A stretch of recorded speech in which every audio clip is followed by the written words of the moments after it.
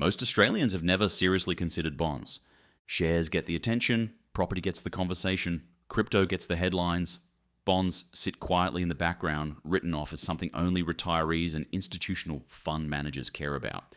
But here is what most people miss. In 2026, with Australian government bond yields sitting at levels not seen in over a decade, bonds have become one of the most genuinely interesting income options available to everyday investors.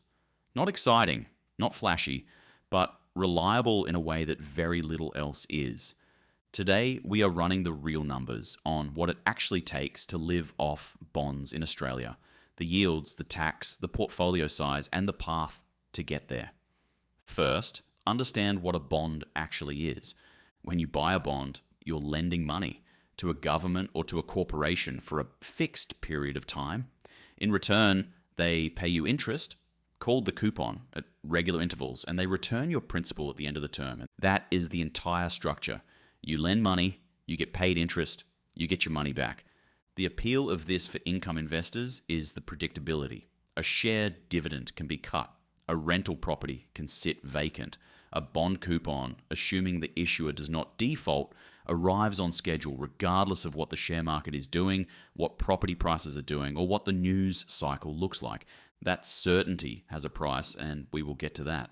But for income investors who want to know exactly what is arriving and when, bonds offer something equities simply cannot. What are yields doing right now in Australia? This is where it gets interesting.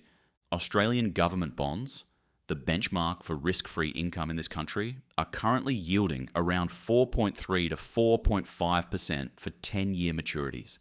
That is the income you receive annually for lending money to the federal government for a decade. Zero default risk, predictable income, full return of principal at maturity. A few years ago, those yields were sitting below 1.5%. The shift has been dramatic, and it has made bonds a genuinely competitive income option for the first time in a long time. Move up the risk spectrum slightly to investment-grade corporate bonds, major Australian banks, Telstra, quality infrastructure issuers, and yields climb to around 5 to 6%.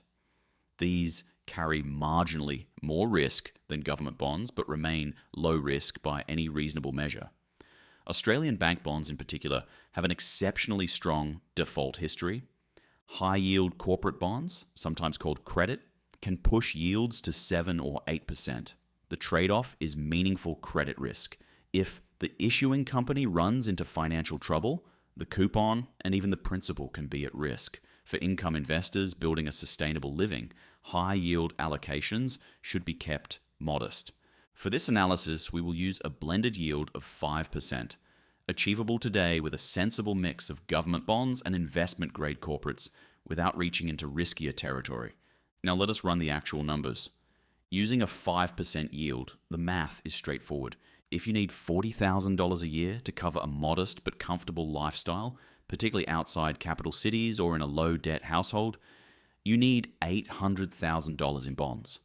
If you need $55,000 a year, which aligns with ASFA's comfortable retirement standard for a single person, you need $1,100,000 invested. If you are a couple targeting $77,000 a year for a comfortable retirement by ASFA's definition, the portfolio required is $1,540,000. And if you want $100,000 a year, a genuinely comfortable income with room for travel, private health, and a reasonable lifestyle buffer, you're looking at $2 million in bonds.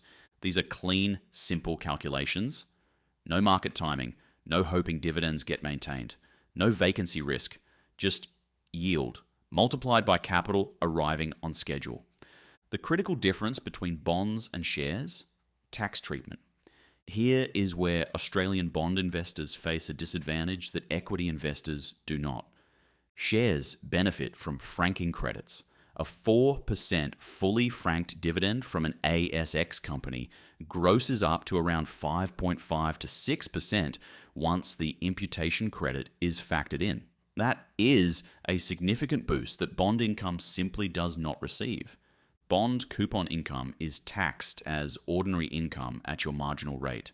If your bond portfolio generates $55,000 a year, and that is your only income, your tax liability after the low income tax offset is modest, roughly $7,000 to $8,000. But as income climbs past $45,000, the 32.5% marginal rate starts applying, which means a $100,000 bond income produces a tax bill of around $26,000. This is not a reason to avoid bonds. It is a reason to structure them correctly. Holding bond-generating assets inside superannuation in pension phase means that income becomes tax-free once you reach retirement age. For pre-retirement accumulation, holding bonds in a lower income spouse's name or within super can meaningfully reduce the tax drag. Structure matters as much as yield when it comes to bonds. How to actually access bonds as an Australian investor. Individual bonds used to require minimum parcels of $500,000 or more, putting them out of reach for most retail investors. That has changed significantly. Australian government bonds can now be bought directly on the ASX in parcels as small as $1,000 under the exchange-traded bond series. They trade like shares, pay semi-annual coupons, and are backed by the federal government. Bond ETFs have made diversified bond exposure even more accessible. The Vanguard Australian Government Bond ETF, ticker VGB, gives exposure to a diversified portfolio of Commonwealth and state government bonds with a current yield in the 4 to 4.5% range. The iShares Core Composite Bond ETF, ticker IAF, blends government and investment grade corporate bonds for a yield closer to 4.5 to 5%. Management fees on these products run between 0.1 and 0.2% annually, low enough to be almost invisible. For investors wanting higher income and willing to accept some credit exposure, the Vanguard International Credit Securities ETF, hedged, ticker VCF, and various actively managed credit funds offer yields in the 5 to 6% range with reasonable diversification across hundreds of issuers. A practical bond portfolio for an Australian income investor might look like 50% in government bonds for stability and certainty, 40% in investment-grade corporate bonds for incremental yield, and 10% in higher yield credit for income uplift, producing that blended 5% yield without meaningful default risk. The path to get there.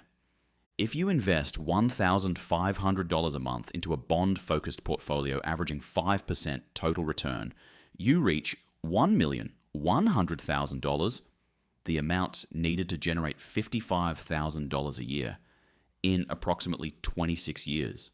At $2,000 a month, you're there in around 22 years. These timelines are longer than an equivalent equity portfolio because bonds do not offer the same capital growth that shares do over long periods. The trade-off is predictability. An equity portfolio might deliver 8 to 9% total returns, but with significant volatility.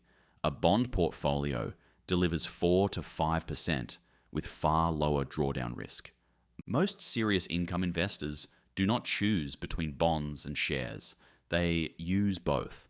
A portfolio split between dividend-paying Australian equities and investment-grade bonds produces a blended income with more stability than shares alone and more growth than bonds alone.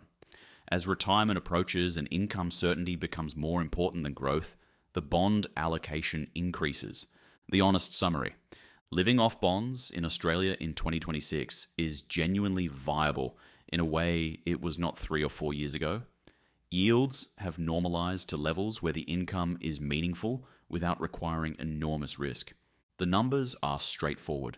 At a blended 5% yield, every $200,000 in bonds generates $10,000 a year in income. Scale that to $1 million and you have $50,000 a year, to $1,500,000 and you have $75,000. The tax treatment is less favorable than franked dividends, which means structure matters. Superannuation in pension phase remains the most tax-efficient home for bond income at retirement. And the path there, consistent monthly investment, reinvested coupons, time in the market, is the same path it has always been. Not complicated, just consistent. If this gave you a clearer picture of what bond income actually looks like in Australia, hit the like button, subscribe, and turn on notifications, and I will see you in the next one.